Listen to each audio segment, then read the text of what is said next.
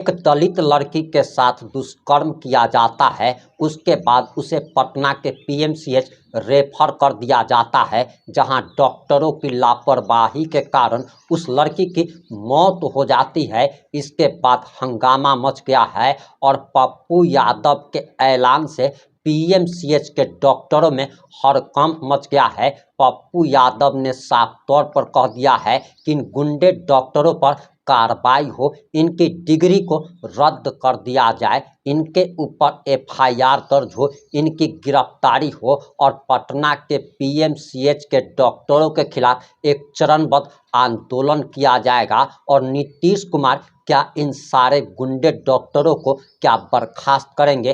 क्या इनकी डिग्री इनसे वापस छीन ली जाएगी? और पप्पू यादव के ऐलान के बाद पूरे बिहार के डॉक्टरों में हड़कंप मच गया है। सरकारी अस्पताल के डॉक्टर में अब ये डर समा गया है कि अगर वह अच्छे से काम नहीं करेंगे तब उन्हें बर्खास्त किया जा सकता है। और आखिर पूरा मामला क्या है? पूरा मामला इस 7 से 8 मिनट की रिपोर्ट में हम आपको बताने जा रहे हैं।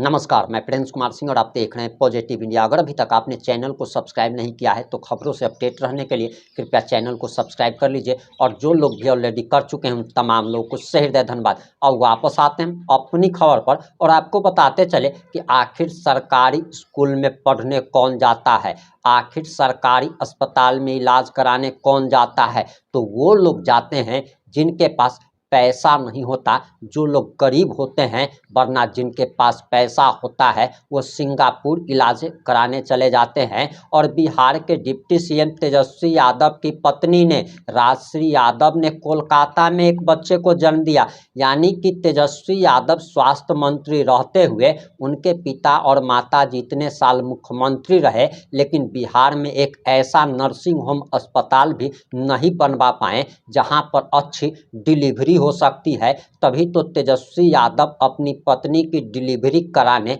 कोलकाता पहुंच जाते हैं, लालू यादव की किडनी का इलाज कराने सिंगापुर पहुंच जाते हैं। यानी कि बिहार के स्वास्थ्य व्यवस्था की स्थिति क्या है?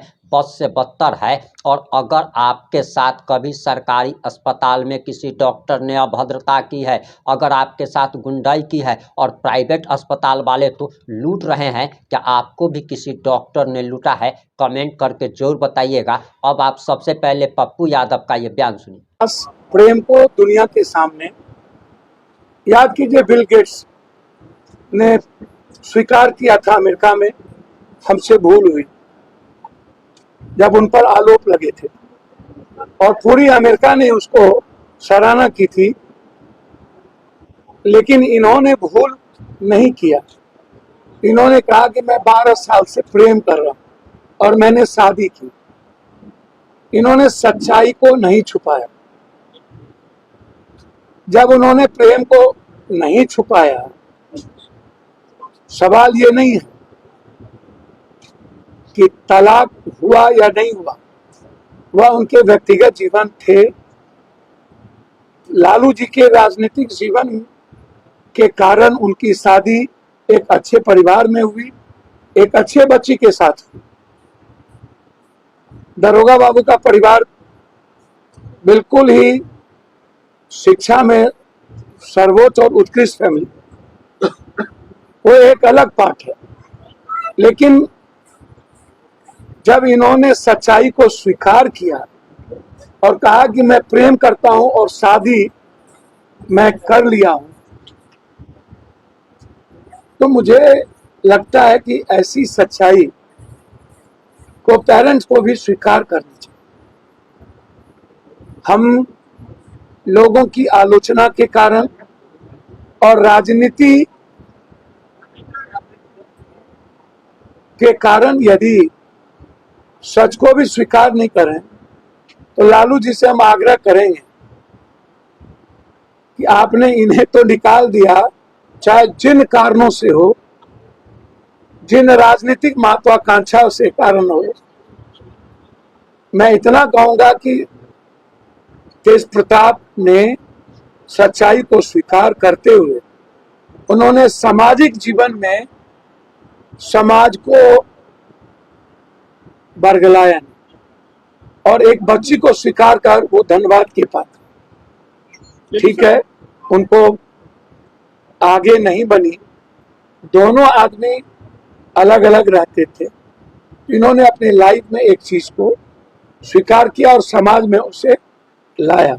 दोनों ने इस बात को स्वीकार किया। तो अब पार्टी से निकलना कितना अब मैं क्या कह रहा हूँ, वो लालू जी के अपने राजनीतिक पारिवारिक महत्वाकांक्षा हो सकती है। मैं सिर्फ इतना आपसे कहूंगा कि पार्टी में ऐसे ऐसे नेता सभी पार्टी में हैं जो जिन पर कई आरोप हैं, बलात्कार के आरोप हैं, सेंगर है, पहलवानों के साथ ब्रजभूषण सिंह है, कई बाबा है। आप उठा के देखिए ना, पॉर्न देखने वाले नेता लोग हैं, कहां कोई पार्टी निकाल दिया। पहलवान के साथ इतने शोषण हुए हैं और इतने बाबा लोग बलात्कारी हैं, सब उन बाबाओं के पास जाते हैं। और लालू जी के पार्टी में भी तो कई बलात्कार के एमएलए पर आरोप है, उनके घर बार बार जाते हैं लालू जी। बेटा ने बलात्कार तो किया नहीं, इन्होंने प्यार को, प्रेम को शादी में बदल दिया। तो इसको स्वीकार करना चाहिए। हर चीजों में राजनीति सही नहीं होती और मैं ऐसे सच्चाई और स्वीकार को मैं धन्यवाद देता हूं। अब आपकी इन सारे मामलों पर क्या प्रतिक्रिया है? और हमने पहले भी जो सवाल पूछा था वो एक बार फिर से पूछ ले रहे हैं। आपको क्या लगता है, क्या आपके साथ कभी सरकारी अस्पताल में डॉक्टरों ने ऐसे गलत काम किया है? क्या आपको लगता है कि सरकारी अस्पताल के डॉक्टर अच्छे से इलाज नहीं करते, अपना काम ठीक ढंग से नहीं कर पाते? क्या आपको लगता है कि प्राइवेट हॉस्पिटल लोगों को लूटने का काम कर रहा है? कभी कभी तो ये भी समाचार आ जाता है कि प्राइवेट हॉस्पिटल में लोगों की मौत हो जाती है, इसके बावजूद भी कई दिन तक आईसीयू में रख करके पैसा वसूली की जाती है। और इन सारे मामलों पर आपकी क्या प्रतिक्रिया है? अपनी प्रतिक्रिया जरूर दीजिएगा। जुड़े रहें हमारे साथ। जय हिंद, जय भारत।